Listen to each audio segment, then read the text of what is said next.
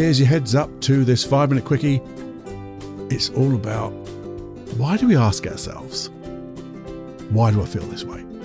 Because it just does not work. But what does work, Cluffy? Well, have a listen and I'll tell you. Warning. Warning. Warning. Warning. You are entering into the unplugged mind of Paul Clough. Too late. Personal Development Unplugged. Hey, my friends, welcome back to the 5-Minute Quickie podcast with me, Paul Clough. And anyway, I wanted to just pose another little thought in your mind just before you go on to do whatever you're going to do. But in my clinic, when I see people, I get so many people asking me or saying, I need to know why I feel this way. Why do I feel anxious all the time?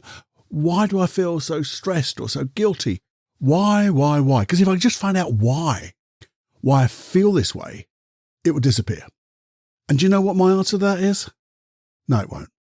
It will not disappear.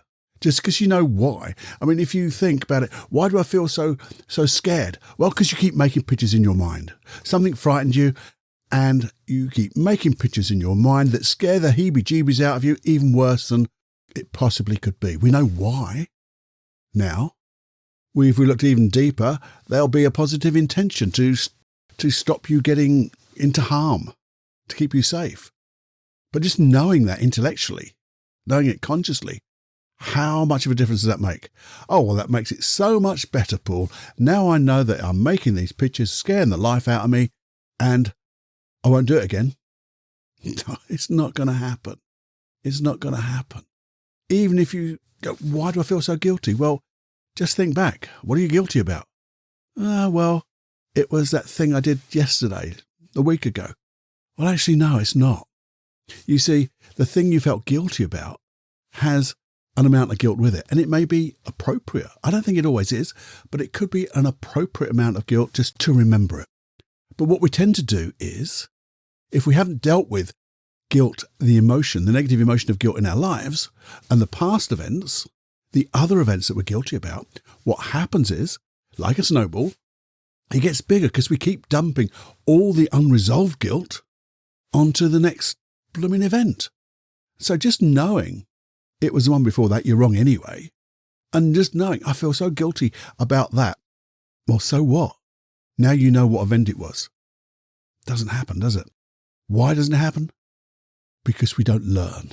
Now, if you think about, one of the examples I tend to give to my clients is why does that light come on when you turn the switch? Well, because I've turned the switch on, Cluffy. Yeah, but why? Well, I don't really know. I just know it does. Well, fine. That's all we need to know, isn't it? Things just do their thing. But that's so simplistic. You see, I don't think we ever need to know the why unless there's a specific reason. Now, there's two specific reasons for whys. If you ask a person, why are you doing that? They'll come up with a belief. Now, generally, it's the first generalized belief, and it's on the high level, and we want to go below that. So just asking that first question, you get a why. Why'd you do that? They come up with a belief, and it's normally a reason or an excuse why they didn't do something. Oh, it's because of this. Or no. So asking that question, unless you're trained to, and you want to know the why, and you can reframe, you can dig deeper, then we don't have the why. The other why we ask is to find our values about something. The why. Oh, you hear me say, let's find out about the why. Your why. Why is this important to me? Because when you find your motivation values and you hook into them, boom, you know that this thing is really important to you. And when you know it's really important to you, then you start moving it. But that's got nothing to do with the past, is it? So it's really, I think, it's not about, I need to know why I'm feeling this way. I need to know maybe how can I stop feeling this way? Or better still, because that's a sort of question, and it's a question, but it's a sort of goodish question, but it's not good. But if you know how you want to feel, so you can say, instead of feeling anxious, how can I feel calm? Now you're setting a direction, and you've actually asked a question. How can I feel calm about this? How can I feel curious about this? How can I feel safe about this? How can I feel happy, neutral, okay, all those things, because you're asking a how question. And before we get there, it's great to ask the question, well, what's this thing doing for me anyway? Now, if it's like we had the example of guilt, well, if I'm dumping all past unresolved guilt, it means we need to resolve the guilt, doesn't it? And that guilt, with its positive intention of saying, yeah, until you resolve this, I'm going to keep making you feel hyper guilty. That's what your unconscious mind does, to save you from doing the same things over and over again, because you haven't learned. You haven't learned from the past. You just keep doing the same blooming stuff. And if you keep doing the same blooming stuff, what do you get? The same blooming stuff. Oh, rocket science, this is not. Now, the thing is, once you learn, you don't do it again. You don't need that emotion to remind you, because you've got the learnings. You've got the positive learnings. But if you're with a therapist and you say you have these emotions and they are slightly overwhelming, you work with a therapist one-to-one, they will go back to the root cause. And once you learn from the root cause, whoosh, the whole chain disappears, because you get all the learnings from every event. The very first event, you understand there's a conflict between that intention and what you're actually doing. Because I want to keep you safe by making you really frightened. There's a conflict there, because you don't feel safe when you're frightened, even though you're trying to keep you, the unconscious mind is trying to keep you safe. So one of the real questions you could ask is, well, if that's the intention, how can I get this a better way? How can I get this intention a better way? And sometimes, without the one-to-one, without the therapist work, if it's not a big deal, but it's something you don't like, just maybe stop. I talk about stopping and pausing. Just be around yourself for a moment. Be quiet. Go into that feeling and just ask. I know you're trying to do something wonderful for me. You have a positive intention, but it doesn't feel good. How can I get this intention a better way? And notice what happens. Sometimes, instantaneously, you'll get some intuition about what to do, how to do things differently. Or you'll get that learning. It's an aha moment. You get that learning. Suddenly everything just drops into place. Or by just saying, how can I get that a better way? And you let it go inside. It germinates.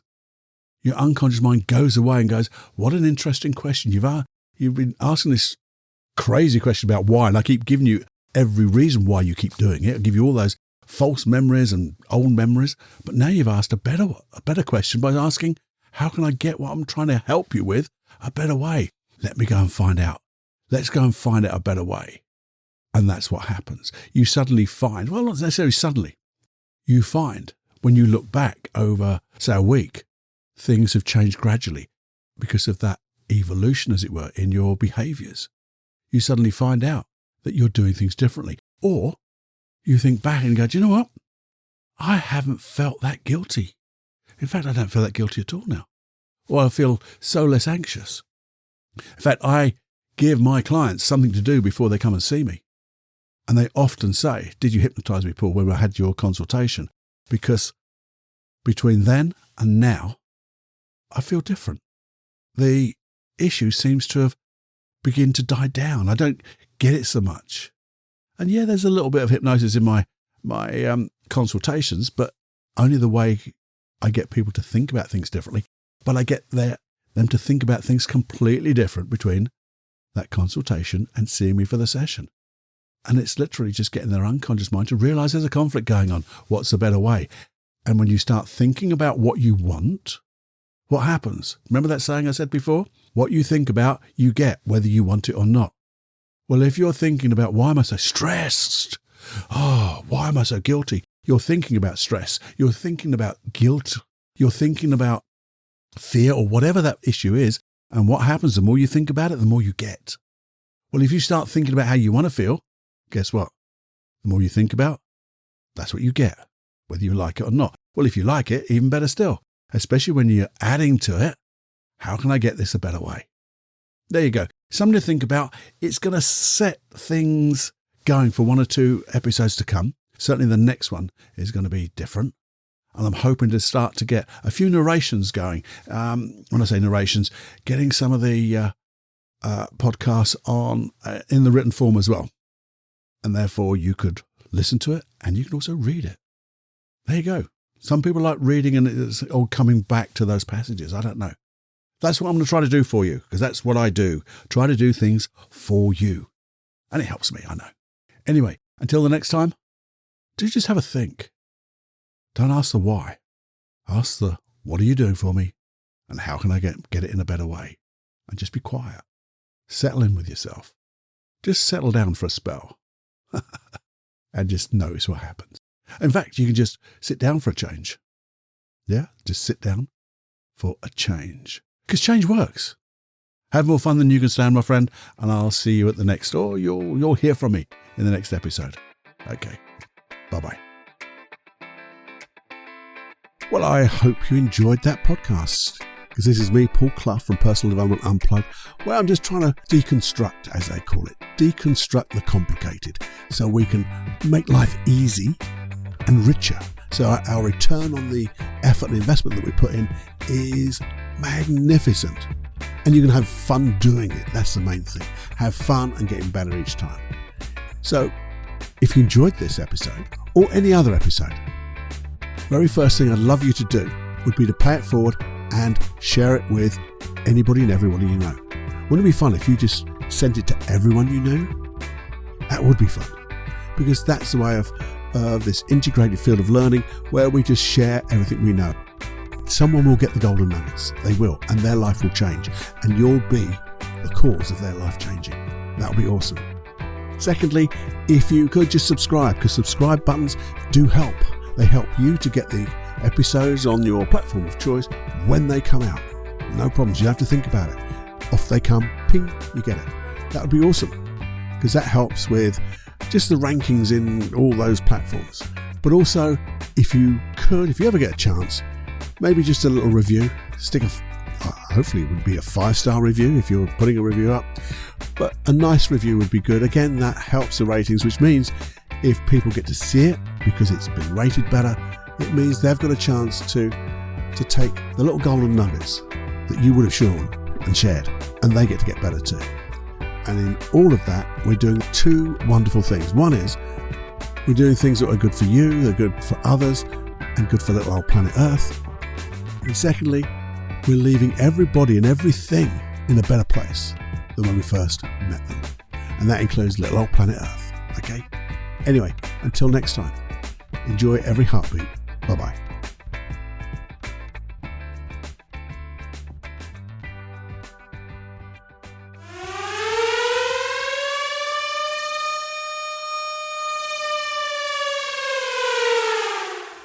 Warning, you are now leaving the unplugged mind of Paul Clough. It's time to fly on your own. Be brave, my friend. Personal Development Unplugged.